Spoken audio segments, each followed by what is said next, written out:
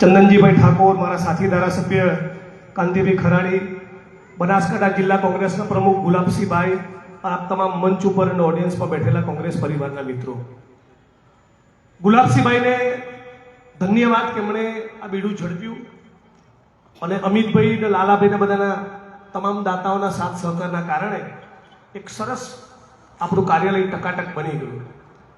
હવે આપણી બધાની જવાબદારી એ છે, મારા સહિત, કે આપણે બનાસકાંઠા જિલ્લામાં નિયમિત ધોરણે આ કાર્યાલયનો ઉપયોગ થાય એના માટે લોક દરબાર અને જન સુનાવણીના કાર્યક્રમો હાથ ધરીએ. ગામે ગામથી, પાલનપુર શહેરના ખૂણે ખૂણેથી લોકો ઓફિસમાં આવે.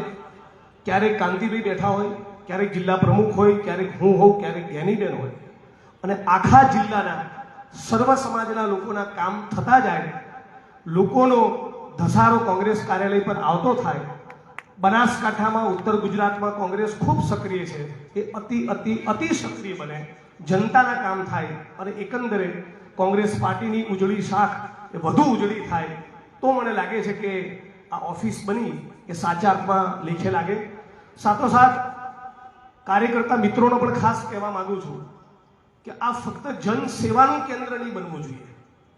નહીતર ઘણીવાર શું થાય કે જનસેવાનું કેન્દ્ર એટલે એવું કે ડામરાજીભાઈને બેસવાનું, લોકો અરજી લઈને આવે અને ડામરાજીભાઈ ને જ્ઞાનીબેન, જિજ્ઞેશભાઈ એવો ચમત્કાર કરી નાખે કે બધાના કામ થઈ જાય.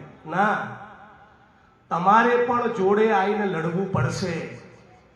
જ્ઞાનીબેન ને જિજ્ઞેશભાઈ ને કાંતિભાઈ તો લડવા રેડી જ છે, ગુલાબસિંહભાઈ લડવા રેડી જ છે, પણ જનતાએ પણ ખોખારો ખાઈને કહેવું પડશે કે 10 વખત કીધું ટીડીઓના કામ નથી કરતા, આવો હું ટોળું લઈને આવ્યો છું, કોંગ્રેસની ટીમે ભેગી આવે, બેસી જઈશું તારી ઓફિસની નીચે, જ્યાં સુધી કામ નહીં થાય ત્યાં સુધી ઉભા નહીં થઈએ.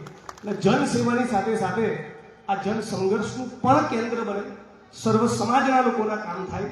અને સાથોસાથ ગુલાબસિંહભાઈ એક નિયમિત વર્ષમાં 3-4 વખત 100, 150, 200 જિલ્લાના આગેવાન કાર્યકર્તાઓને કેડર કેમ્પ પણ, ભલે એમાં પ્રદેશનું નેતૃત્વ આવે ન આવે એમની અનુકૂળતા હોય ને, આપણે આપણી રીતે જવાબદારી સમજી જિલ્લાના સ્તરે એક તાલીમનો કાર્યક્રમ પણ અમિતભાઈ અમે બધા શરૂ કરવાની કોશિશ કરીએ.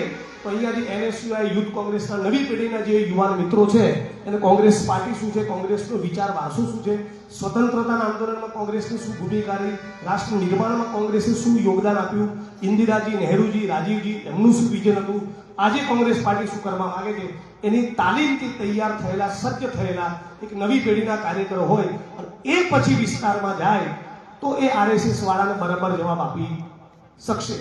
એટલે આપણે બધા સાથે મળી આ બહુ સરસ કામ ગુલાબસિંહભાઈ હાથ ઉપર લીધું. એમના માટે જબરદસ્ત તાળીઓનો આવકાર થાય, ખરેખર અભિનંદનને પાત્ર છે.